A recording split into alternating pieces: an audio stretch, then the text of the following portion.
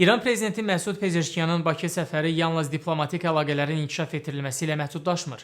Bu səfərin arxa planında bir neçə strateji və siyasi motiv dayanır.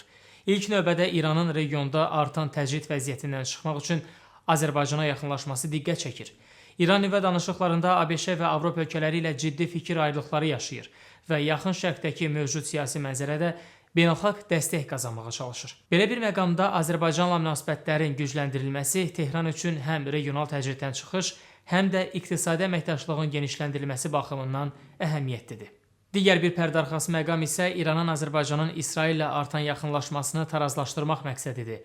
Azərbaycan və İsrail arasında enerji və müdafiə sahələrində əməkdaşlıq İran üçün narahatlıq doğurur. Tehran bu əlaqələrin genişlənməsinin qarşısını almaq və ya ən azından bu münasibətlərin dərinləşməsinə təsir etmək istəyir. Bu səbəbdən Pezeşkiyanın Bakı səfəri zamanı Qarabağ məsələsində Azərbaycanın ərazi bütövlüyünə dəstək ifadə etməsi İranın Azərbaycanla strateji yaxınlaşma cəhdlərini daha aydın şəkildə ortaya qoyur. Həmçinin səfərin mədəni aspekti də diqqət çəkir. Prezident Pezeşkiyanın Azərbaycan şairi Şəhriyarın şeirini səsləndirməsi təsadüfi deyil. Bu addım vasitəsilə İran Azərbaycanın daxili ictimai rəyində simpatiya yaratmağa və mədəni diplomatiya vasitəsilə iki ölkə arasında münasibətlərin gərginliyini azaltmağa çalışır.